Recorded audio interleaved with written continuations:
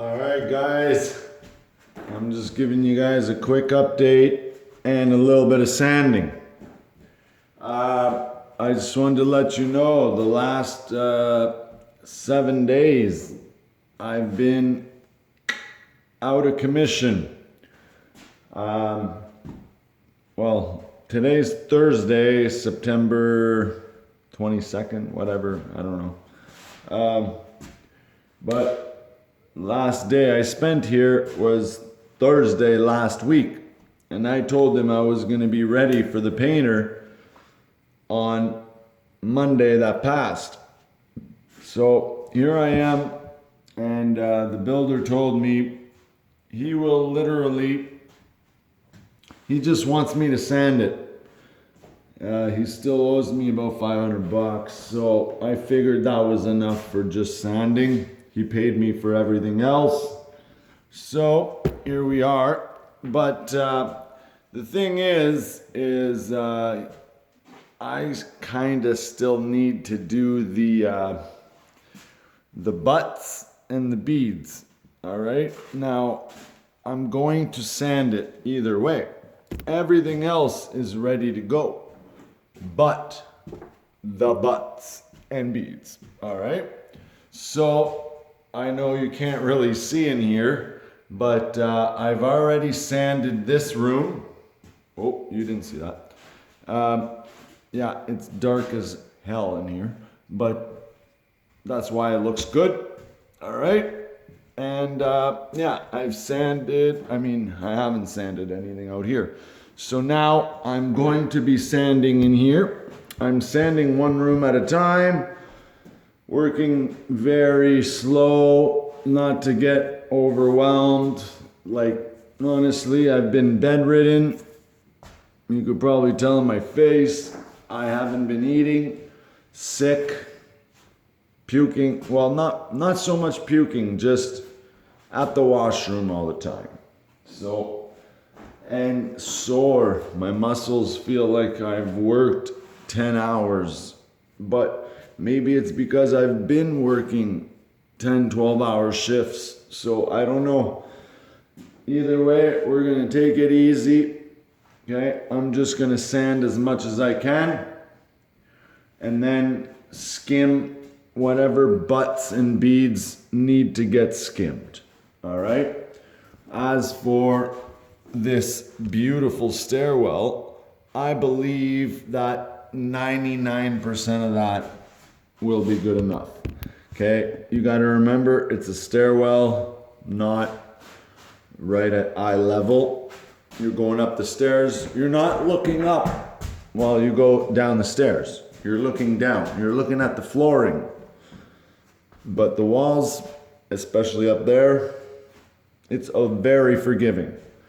And another point I wanted to make before I go to sanding.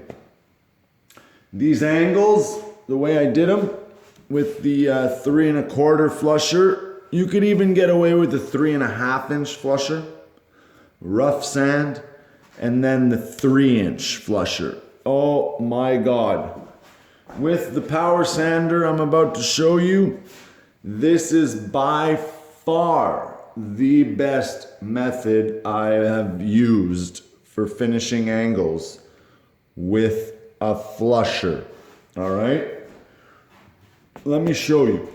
Okay, I'll try to show you one that has light on it. Okay, now this flusher job right here, okay, I did it with the 3 1/4 and then 3 inch. All right, now the only thing I did other than the flusher is I used my nail spotter to make that ceiling angle a little bit wider.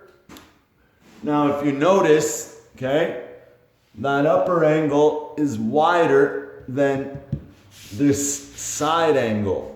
And the reason why is because I can't walk around the room with a nail spotter 8 feet high, 9 feet high, whatever.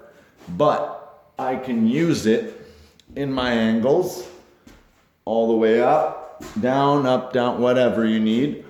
And then I can do it on the ceilings all around the room. But I can't do the walls, okay? I can't do the wall angles.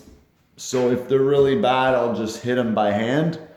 But all those legs, okay, I'm able to do with the nail spotter. And especially in these closets, okay? Closets, nobody wants to be skimming angles by hand in closets. So look at this. Look how wide those angles are for a closet. Okay, let me tell you something. This closet is only 2 feet wide. I've flushed them with the wide, the thin, and then the nail spotter. Actually, no, I did the 3 1/4, the nail spotter, and then the 3-inch. All right, just the way the screws worked out, because I used the nail spotter at the same time as the screws. So therefore, the 3 1/4, all the flats were done. Then I did my screws, and then I skimmed my angles. I skim my angles at the same time as I skim my flats. So anyways, yeah, that's my angles. Like, I love the sanding because even if that 3-inch leaves a really, really hard edge, I've already got 2 inches of mud past that edge. It's a lot easier to sand an edge from mud to mud than it is to sand an edge from mud to paper. All right? You will always have overburn. Overburn is when you sand the paper itself more than the actual mud. All right? So let's show you how it looks like sanding these angles. All right? And I'm telling you, it goes pretty quick. All right? I can easily walk along. So again, I always do my angles first because sometimes you hit the screws, the butts, this, that, whatever, right? So you go angles, screws, butt joints at the same time as the screws. And because I didn't skim a lot of these butt joints, I'm literally just gonna touch them real quick. So I don't over sand them because I have to skim them with the skimming blade if they need it. Well, the big butt joints like these there, yeah, they all need it. I already know. Or else they'll show in the light, all right?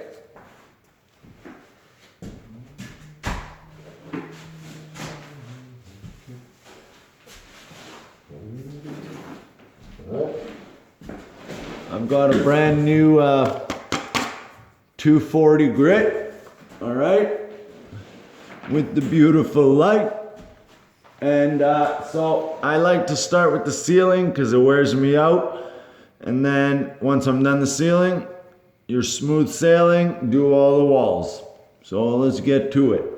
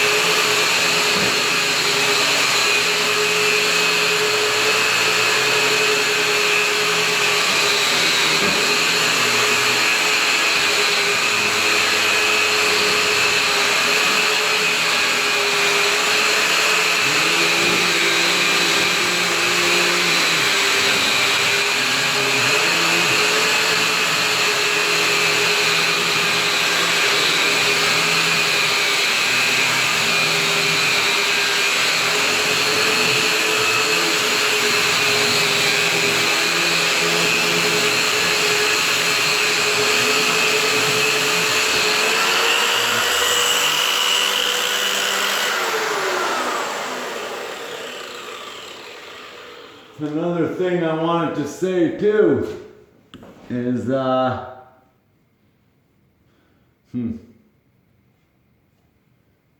I forget.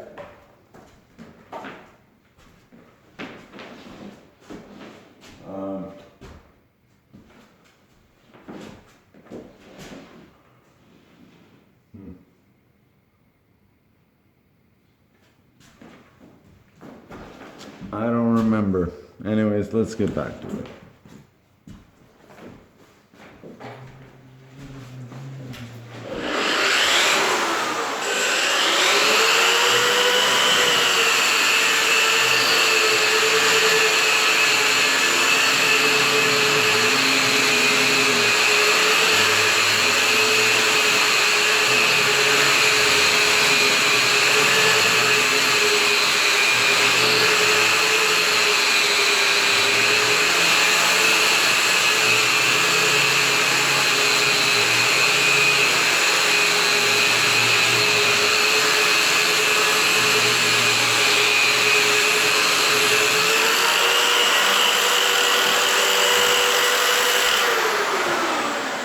I remember when you are sanding anything, the angles, the flats, the butts, and you're sanding with one of these freaking things, don't start the sanding pad right in the wet mud, or not the wet mud, the dry mud, okay? Don't start it right in your flat.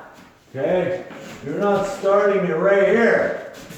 You're gonna start your sander like this. Okay? And then you're gonna put it beside the joint and work it into the joint so you don't get that swirl mark. But to be honest, with the 240 grit, it's perfect. You don't get those swirl marks ever unless you fall asleep while you're sanding. So 240 grit, start, okay? You start sanding.